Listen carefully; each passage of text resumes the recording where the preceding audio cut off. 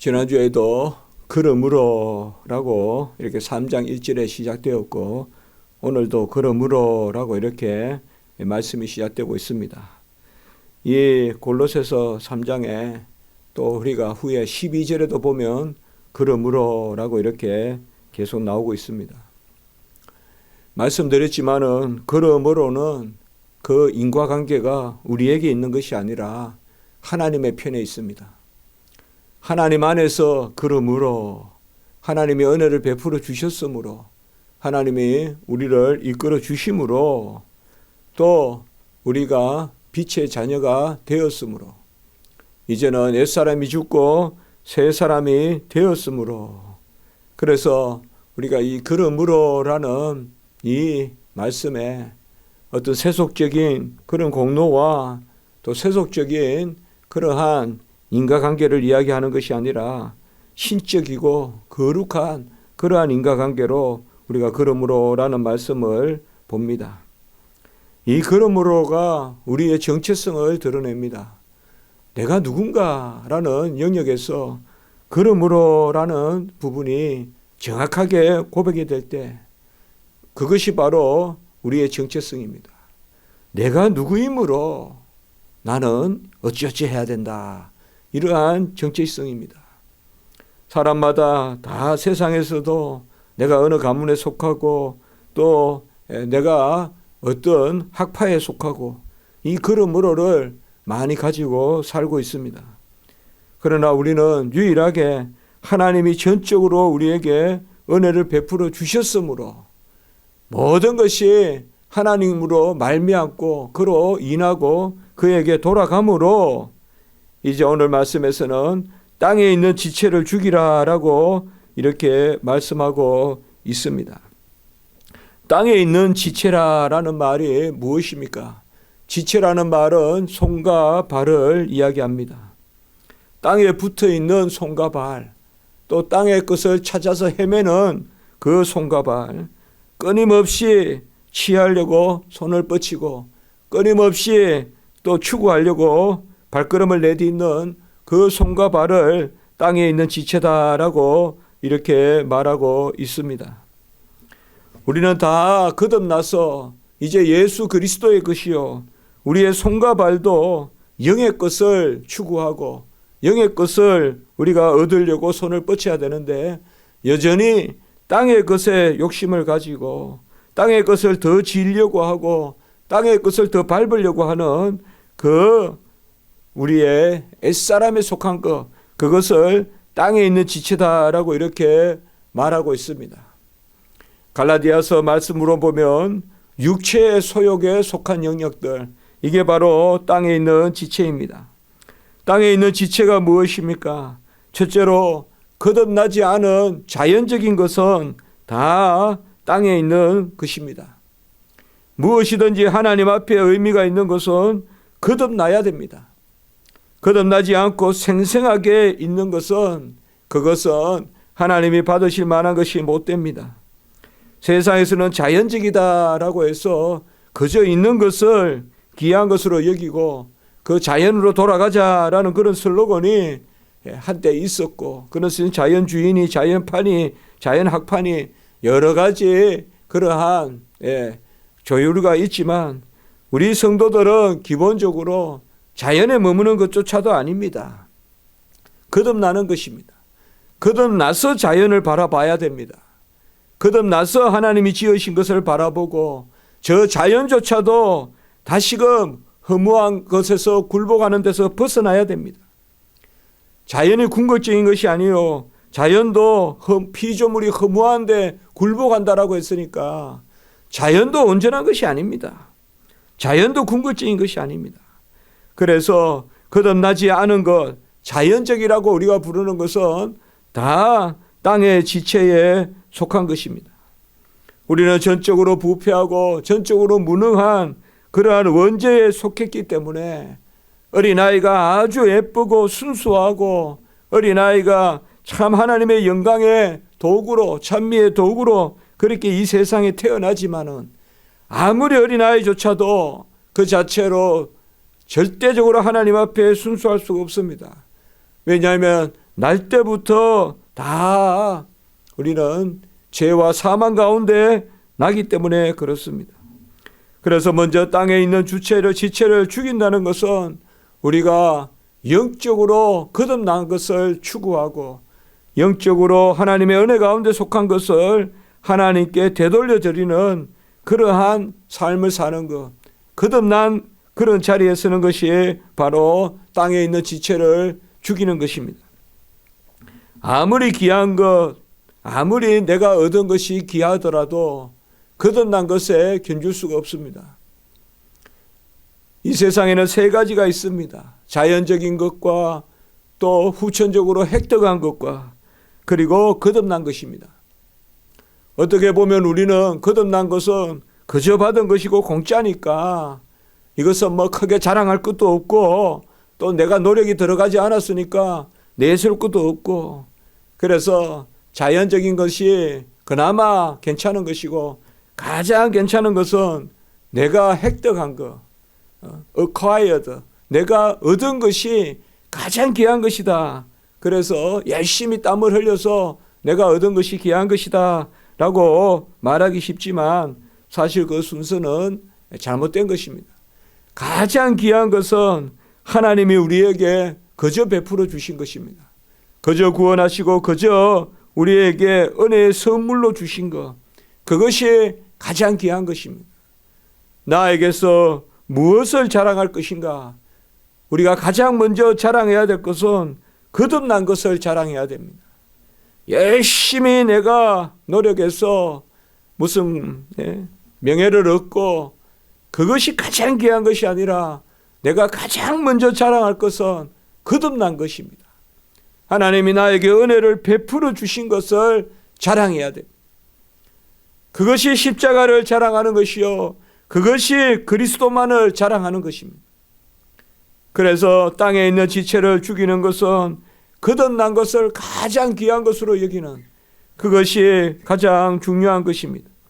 두 번째, 땅에 있는 지체를 죽이라는 것은 오늘 본문의 말씀에 비추어서 특별히 교회론적인 의미가 있습니다. 교회 밖의 것을 주로 하는 삶을 죽이라 이 말입니다. 성도는 이 땅에서 교회 안에서 예수 그리스도께 자라갑니다. 거듭나기 전에는 교회에 대하여 외인이요 나그네요 다 우리가 건 단막해 있었지만은 이제 하나님께서 우리를 부르시고 교회의 지체로 삼으신 것입니다. 그래서 이 땅에 있는 지체는 교회의 지체가 아닌 것을 말하는 것입니다. 성도는 교회의 비밀을 잘 알아야 됩니다. 주일날 교회에서 예배드리며 또 주중에도 모이기에 힘쓰고 이러한 교회 안에서 연합함과 교회 안에서 함께 자라가는 것이 얼마나 귀한 것인가를 아는 것, 그것이 바로 땅에 있는 지체를 죽이는 것입니다.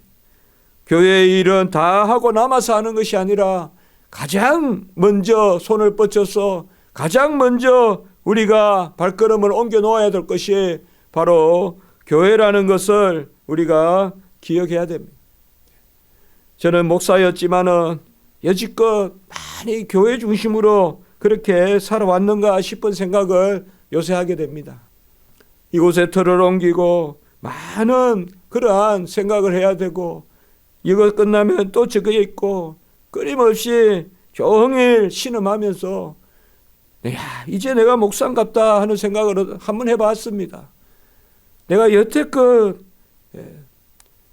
개척을 하고 교회를 섬기고 있었지만은 그래도 주중에 교회를 많이 잊어버리고 살았는데 요새는 하나님이 이 일로 저 일로 끊임없이 교회에 대해서 마음을 쓰게 하고 그렇게 하시는 것을 생각할 때 이것도 감사한 일이 아닌가 그렇게 생각해 보는 것입니다. 땅에 있는 지체는 교회에 있는 지체가 아니라 내 울타리에, 내 직장에, 내 삶의 중심을 두고 그렇게 사는 것이 바로 땅에 있는 지체입니다. 우리는 땅에 있는 지체를 죽이라라고 이렇게 말하고 있습니다. 교회의 중심의 삶을 성도는 살아야 됩니다. 이 땅에서 노아의 방주가 이제 물리적인 그러한 비를 피하는 노아의 방주는 없어졌지만 영적인 방주가 교회인 것입니다. 교회 안에 머물지 않고는 그 홍수를 피해갈 수 없습니다. 교회 안에 머물지 않고는 영적인 그러한 피난처를 찾을 수가 없습니다. 그렇기 때문에 땅의 지체를 죽이는 삶은 교회 안의 삶, 교회 중심의 삶, 교회 안에서 함께 머리이신 그리스도께로 자라가는 그런 접붙여서 가지가 서로 상합해서 서로 마디마디 연결이 되고 끝내 열매를 맺어가는 그 삶을 살려면 우리가 교회 중심의 삶을 살아야 한다는 것을 말씀해 주고 있습니다. 특별히 땅에 있는 지체를 죽이라는 것은 오늘 5절의 말씀에 무엇보다 우상 숭배를 거치라라고 말하고 있습니다. 오늘 말씀에 보면 5절에 음란과 부정과 사욕과 악한 정욕과 탐심이니 탐심은 우상 숭배다 이렇게 이야기합니다. 그래서 주석에 따라서는 이것을 쭉 열거해서 하나씩 설명하는 경우도 있지만은 여기 탐심이 나머지 모든 것을 포괄하는 그러한 개념입니다. 우리가 십계명의 제10계명에 보면 내 이웃의 것을 탐하지 말라라고 그렇게 말하고 있습니다. 내 이웃의 집을 탐내지 말라. 여기에 탐내지 말라는 것이 포괄적인 그러한 규정입니다. 탐심 안에 바로 원죄의 본질이 들어 있습니다. 그래서 죄로 말미암아 정욕이 들어오고 또 죄로 말미암아 탐심이 들어오고 할 때 이 탐심이 모든 죄성을 이야기하는 것이고 이 탐심이 바로 우상숭배다라고 이렇게 말하고 있습니다. 사실 하나님 외의 것을 높이고 숭상하는 것은 전부 다 우상숭배입니다. 하나님 것보다 더 귀한 것이 내 속에 있다면 그게 우상입니다. 하나님보다 더 진리가 내 안에 있다면 그 진리 또한 우리에게 우상입니다. 우리 인간은 탐심으로 말미암아 타락했습니다. 그 탐심은 하나님의 자리를 탐하는 것입니다. 이 탐심이 죄의 본질인 것입니다.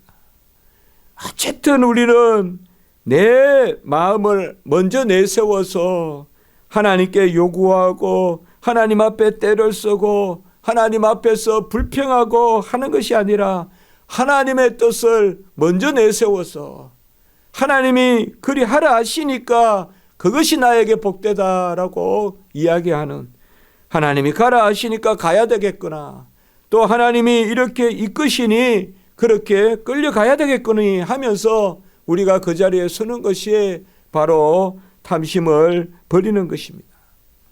탐심은 나의 생각과 하나님의 생각에 맞부딪힐 때, 그렇게 여겨질 때 나의 생각을 앞세우는 것이 바로 탐심입니다.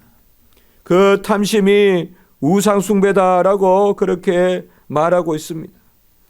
우리는 감사하고 기뻐하고 자족하고 남을 낮게 여기고 모든 일을 틈타서 하나님께 영광을 올리면 그 삶이 탐심과 거리가 먼 그러한 삶을 살게 되는데, 끊임없이 내 중심의 삶 가운데서 하나님의 뜻조차도 나에게 봉사하는 것으로 그렇게만 생각한다면 그것은 내 안에 하나님이 아니라 우상을 먼저 세워놓고 하나님조차도 그 우상의 도구로 여기는 그런 아론이 금송아지를 만들었던 그러한 일과 다를 바가 없습니다.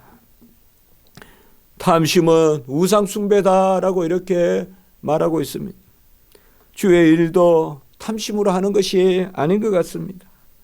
끊임없이 내 마음에 그러한 엘리야와 같은 턱심한 열심이 있는 듯 하지만은 그것조차도 또 죽여야 되는, 내가 여호와 앞에서 열심히 턱심하다라고 엘리야가 했지만 그것조차도 또 죽여야 되는, 엘리야가 로댓나무 밑에서 정말 자기의 어떤 그러한 열심과 하나님의 뜻과의 갈등 가운데서 무슨 엘리야가 먼 데서 갈등을 일으킨 게 아니에요. 요나가 먼 데서 갈등을 일으킨 게 아니에요. 하나님은 끝내 사람과의 관계에서 하나님과 나와의 관계로 끌고 가십니다. 어떤 사람들의 관계와 내가 사람들 때문에 치이고 내가 사람들 때문에 시험 들고 내가 사람들 때문에 어려움 겪고 이런 것들을 끝내 하나님은 하나님과 나와의 문제로 끌고 가십니다. 그게 마지막 자리에선 엘리야의 자리요. 그게 마지막 박너쿨 아래에선 요나의 자리입니다. 그때 우리는 하나님께 꺾여야 됩니다. 그때 나를 쳐서 하나님께 복종해야 됩니다. 결국은 하나님 앞에 나를 죽이는, 그래서 탐심을 버리게 되는 것입니다. 죄의 본질은 마지막 끝머리에 하나님을 자리를 넘보는, 바로 아담과 하와가 이와 같이 하여 너희도 하나님과 같이 되리라 라고 하는 그것이 바로 죄의 본질이기 때문에 우리 안에도 결국 마지막에는 그것을 타넘어야 되는 그러한 하나님의, 우리를 하나님이 이끄시는 과정이 있는 것입니다. 사람들은 다 그 과정에서 나타나는 거지, 사람들과의 관계가 궁극적으로 나를 자라게 하거나 나를 넘어뜨리지 않습니다. 궁극적인 것은 바로 하나님 앞에서 우리가 온전해지는 것입니다. 그때 하나님을 떠나고 하나님을 멀리하고 내 생각 앞세우고 내 욕심 앞세우면 그것이 바로 탐심이고, 이 탐심은 오늘 6절의 말씀에 보면 하나님의 진노가 임하느니라 이렇게 말하고 있습니다. 상당히 강한 표현을 쓰고 있습니다. 우리가 골로새서나 에베소서나 다 어떻게 보면 이제 교회가 막 자라가고, 또 골로새서나 이런 데 보면 가정교회도 있고 그런 것을 볼 수가 있거든요. 우리가 앞에 보면 특별히 가정에 많이 흩어진 그 교회들이 있단 말이에요. 그런데 좀 하나님이 이 사도가 위로의 말을 가만히 보면 달래듯이 말이 많이 해요. 달래듯이. 이 골로새서나 옥중서실에서 보면 이 사도 바울이 성도들 달래듯이 한단 말이에요. 그래도 달래듯이 하는데 오늘 이 부분에서는 상당히 강하게 말씀하고 있는 것을 볼 수가 있습니다. 사실상 이 3장 5절부터가 아주 이제 그리스도인의 삶의 그런 실제적인 이야기를 다루고 있는데, 오늘 말씀에 보면 하나님의 진노가 임한다. 이것을 우리가 여상이 뭐 그저 그렇겠지라고 볼 것이 아니라 무엇을 가장 싫어하느냐. 오늘 말씀에서 우리가 생각할 것은 역시 죽이라라고 이야기하고 있어요. 자기 부인입니다. 나를 죽여야 돼요. 나를 죽여야 돼요.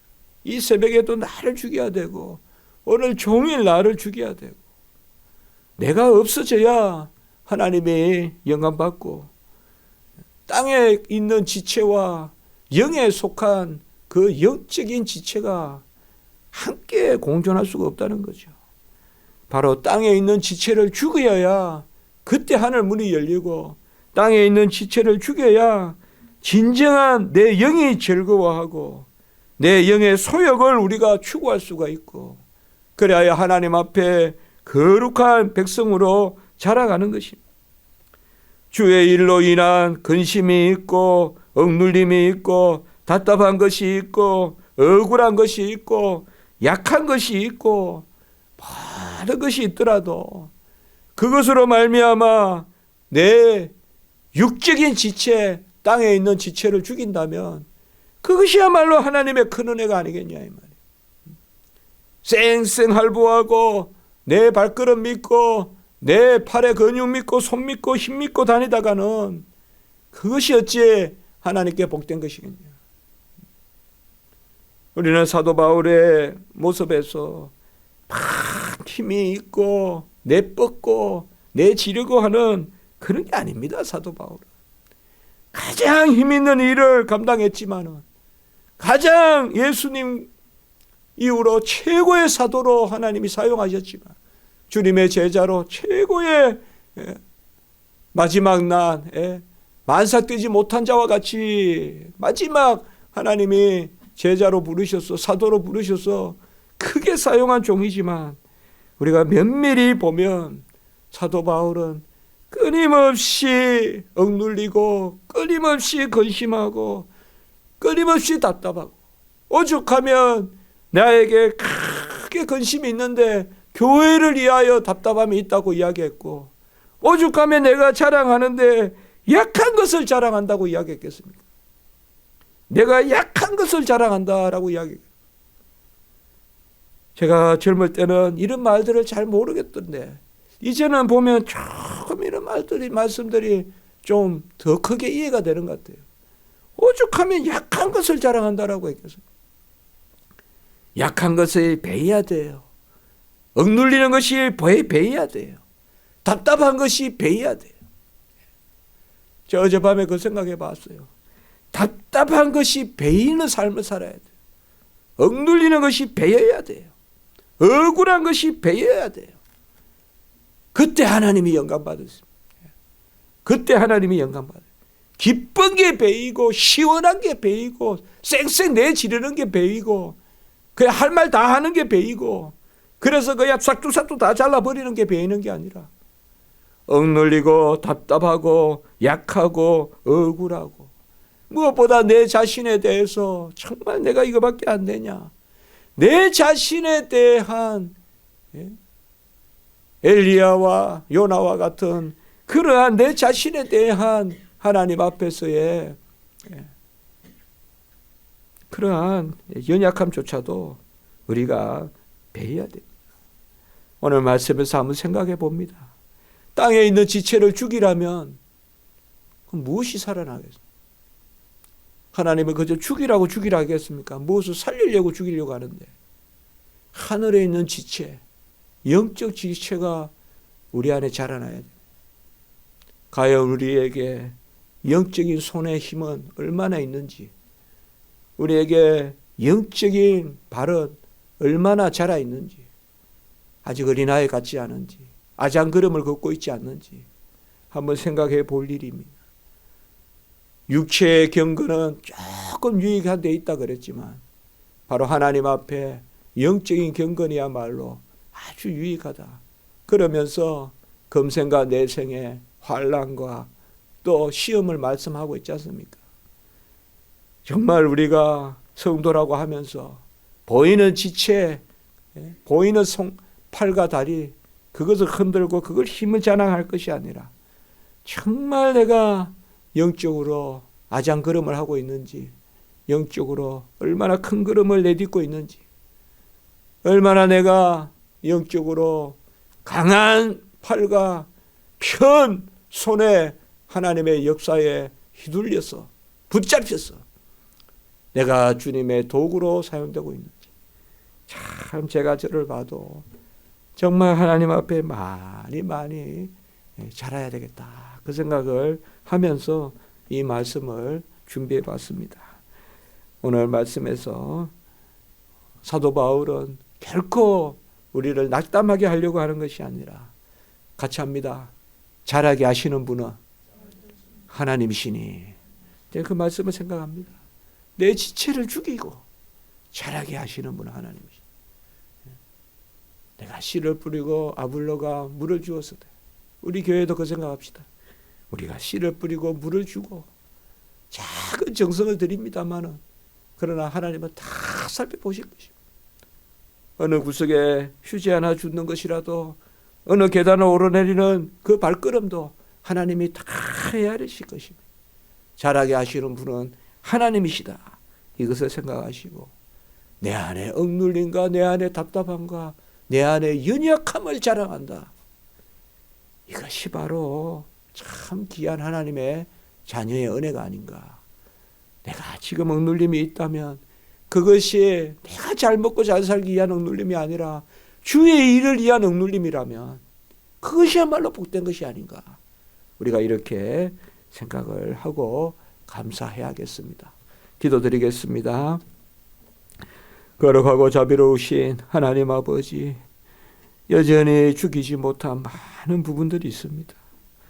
여전히 눈에 보이는 내 팔에 아버지여, 또 내 발에 그것만 바라보지 말게 하시고 땅에 있는 지체를 죽이고 오직 탐심을 버리며 주 예수 그리스도 안에서 자라가는 저희들이 되게 해주시고, 우리 교회 위에 은혜를 베풀어 주시며 하나님 함께해 주시며 모든 일 가운데 주님 역사하여 주시옵소서.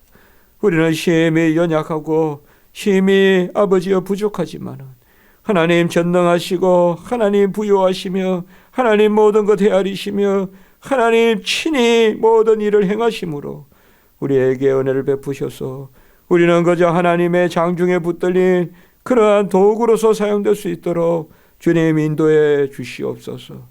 모든 십자가지기 교회의 지체 위에 은혜의 위에 은혜를 더하여 주시며 이 인권과 한국교회와 우리 교회가 아버지여 마땅히 해야 될 일을 감당하는 그 은혜를 허락하여 주시옵소서. 오늘 한날 예배와 순서와 또 주일학교와 모든 영혼들 위에 은혜 위에 은혜를 더하여 주시고 오가는 걸음 붙들어 주시며 모두 믿음 가운데 건강 가운데 하나님 예배 드릴 수 있도록 인도해 주시옵소서. 구주 예수 그리스도 이름으로 감사하며 기도드리옵나이다. 아멘.